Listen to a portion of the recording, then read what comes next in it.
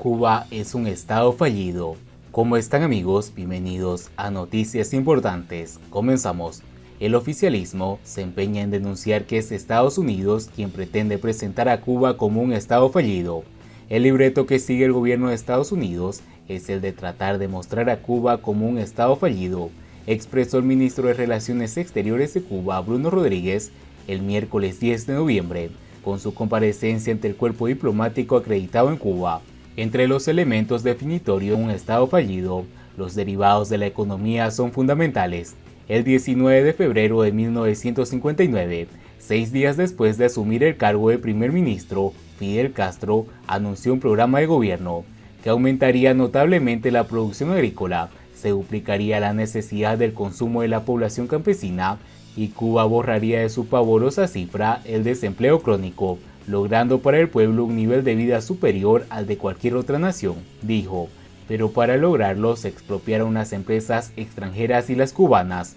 Transcurridos 3 años, en marzo de 1962, la ineficiencia resultante obligó a implantar la libreta de racionamiento. En marzo de 1968, con la llamada ofensiva revolucionaria, la estatización alcanzó a 55.000 micros y pequeñas empresas que habían sobrevivido, lo cual agudizó la ineficiencia en la producción y los servicios, una situación que empeoró con el intento de producir 10 millones de toneladas de azúcar en 1970, que dislocó toda la economía, sin lograr el resultado esperado.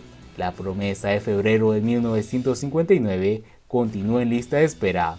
Las subvenciones soviéticas, 65.000 millones de dólares en 30 años, 3 veces más de lo que recibió toda América Latina de la Alianza para el Progreso de Estados Unidos, y los millones prestados por el Club de París y países capitalistas cayeron en saco roto. Las reformas introducidas después de la implosión del socialismo en Europa Oriental y a partir del año 2008 no lograron reanimar la ineficiencia productiva.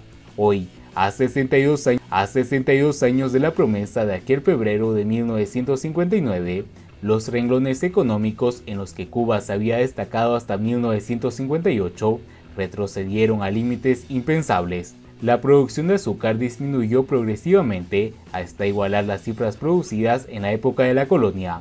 El café descendió de 60.000 a 6.105 toneladas entre 1960 y 2014, una cifra insuficiente para cubrir la demanda, lo cual obligó a comprar café en el exterior para completar el consumo nacional, y las medidas tomadas para producir 24.000 toneladas de café en el año 2020 no dieron resultado, como todo lo que hace la dictadura. La producción de carne, leche y derivados del ganado vacuno descendió al punto que desaparecieron de la dieta de los cubanos, mientras que la disminuida oferta de carne de cerdo y sus derivados elevó los precios hasta tornarse resultado de la espiral inflacionaria. Hasta 1958, Cuba se caracterizó por la inmigración. Entre 1959 y 1965, la fuga de cubanos por las vías legales e ilegales generó la primera gran ola migratoria por los puertos Matancero de Camarioca. Cuando los viajes por mar se interrumpieron, los miles de cubanos pendientes por salir lo hicieron mediante los llamados vuelo de la amistad, fletados por Estados Unidos desde el aeropuerto de Varadero. En abril de 1973, al concluir el puente aéreo, 260.000 cubanos habían abandonado el país. En 1980, en una segunda oleada masiva, emigraron otros 125.000 cubanos. En agosto de 1994, miles de habaneros escenificaron el llamado maleconazo, donde dio lugar a una tercera ola migratoria que lanzó fuera de la isla aproximadamente a 30.000 cubanos. En los últimos años, a través de los países centroamericanos, de Rusia y de cualquier país que no exija visa de entrada, otros miles de cubanos, a pesar de los grandes riesgos que enfrentan, continúan abandonando el país. Esa estampida comenzó antes que Estados Unidos promulgara la ley de ajuste cubano, la política de pies secos, pies mojados y el programa de parole para los médicos cubanos. Si esas oleadas ocurrieron antes y después de esas medidas, significa que las principales causas están en otras partes. Como colofón, según el propio gobierno, en 2021 más de 500 empresas estatales arrojan pérdidas. Los cubanos pasan la mayor parte del tiempo aglomerados en interminables colas para poder adquirir a precios elevadísimos productos básicos como alimentos, aseos y medicinas. Se presentan dificultades para garantizar la leche normada para los menores de 7 años. La mayoría de las familias, al reiniciarse el curso escolar, no pueden comprar un par de zapatos nuevos para sus hijos y para que puedan asistir a las escuelas. En medio de la pandemia, países que antes de 1959 en la mayoría de los renglones estaban por debajo de Cuba, han donado ayuda humanitaria para paliar la crisis de nuestro país. Las contradicciones debidas a las faltas de libertades que durante décadas arrojaron a la cárcel y al exilio a miles de cubanos han resurgido en las nuevas generaciones con mayor fuerza en la época de las nuevas tecnologías de la información y de las redes sociales. Estas generaciones han ido gradualmente tomando conciencia de la imposibilidad de seguir viviendo como hasta ahora. De las manifestaciones de protestas por cosas puntuales, se produjo un salto cualitativo con el reclamo de libertades para participar en los destinos de la nación. El movimiento San Isidro, la concentración frente al Ministerio de Cultura, las manifestaciones del 11 de julio y el llamamiento de la plataforma Archipiélago para una África confirman la conducta cívica en espiral que reclama cambios profundos en el país. La causa es la promesa incumplida de febrero de 1959. Debido a la incapacidad del modelo implantado, los cubanos, que en su gran mayoría apoyaron el proceso revolucionario en sus inicios, hoy reclaman un nuevo consenso. Resulta imposible conservar el modelo y salvar a la nación, pues el modelo, por su naturaleza, es irreformable y por lo tanto insalvable.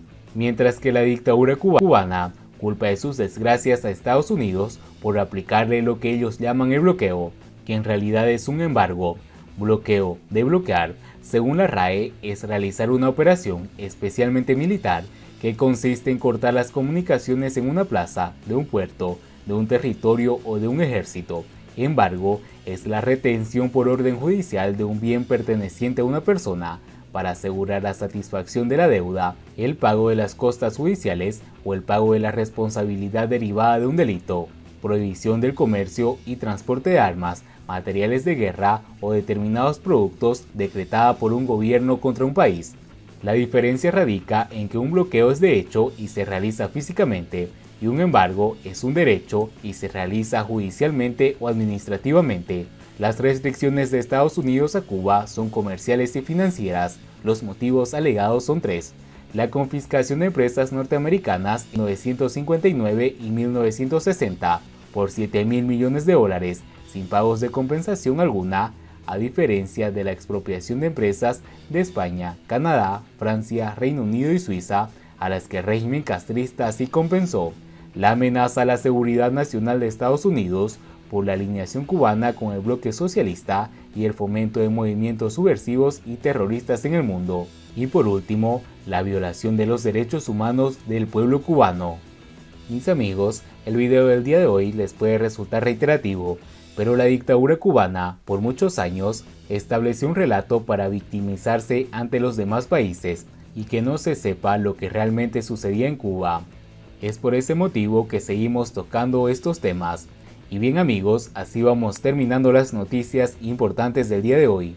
Por favor, nos ayudaría mucho compartiendo las noticias y así poder llegar a muchas más personas con la verdadera realidad en Cuba. Patria y vida mis hermanos, nos vemos en el siguiente informe.